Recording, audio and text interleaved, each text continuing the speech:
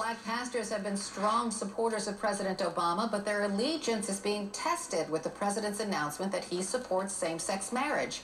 As CNN's Athena Jones reports, the issue was raised in many Sunday sermons.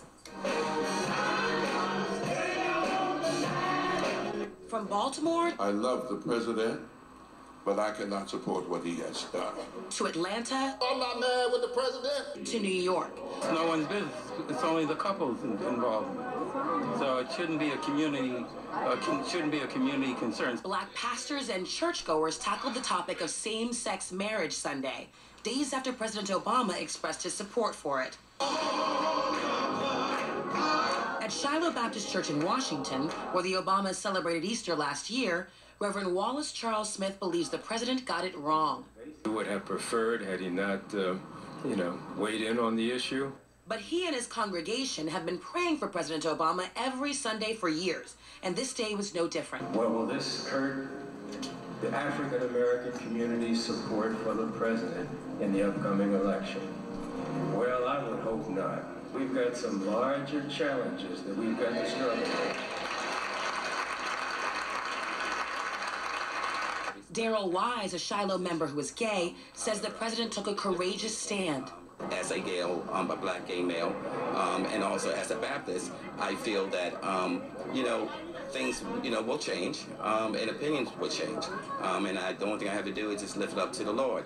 While African Americans have been a strong base of support for the president, polls show they are more likely than whites to oppose same-sex marriage. That opposition has softened.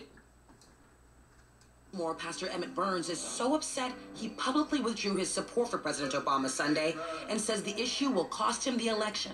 People I know, people come up to me, are saying that they don't support this, they don't like this, they're disappointed with the president, and they plan to stay home. I don't plan to vote for Romney, for sure. Right now, I plan to stay home.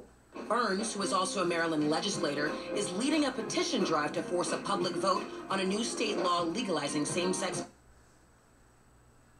in Washington. Same-sex marriage split between the president and black pastors comes as the NAACP is launching a major voter registration drive. Marvin Randolph is the group's senior vice president for campaigns. Welcome. Morning. So you heard what Reverend Burns said in Baltimore. He said that African-American voters are going to stay home, not vote for the president. This could cost the president his job. Do you agree? Well, I think that what's important this election year is that we remind people about what's at stake. And whether you care about racial profiling, whether you care about women's rights, whether you care about workers' rights, the only way to affect the issues that you care about is by voting at the ballot box. And the only way to vote at the ballot box is by registering and turning out on election day. And so we have to make sure that African Americans don't stay home this year by reminding them about what's at stake. It's difficult. It's a difficult thing anyway. I mean, people aren't really that motivated to vote this year anyway because the economy is like, it's getting better, but it's getting better so slowly. So that may keep voters at home. Also, you've got this issue, that same-sex marriage, that may keep voters at home. And also, you have a number of voter ID laws going to effect across the country, which will also make it harder for minorities to vote in the upcoming elections.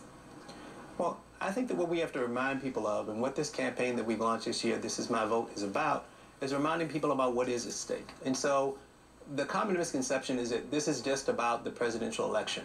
But on ballots across the nation, there are places where there are sheriffs and police commissioners that are appointed by mayors. There are judges that are elected and appointed.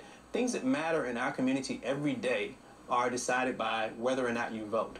And the NAACP this year has launched an historic campaign to make sure that we're bringing the ability of people to turn out and vote and making it simpler for people at the polls instead of more difficult. How are you doing that? How are you convincing people? Well, what's unique about this campaign is that we are blending the deep, broad set of activists across the nation with 21st century campaign technology.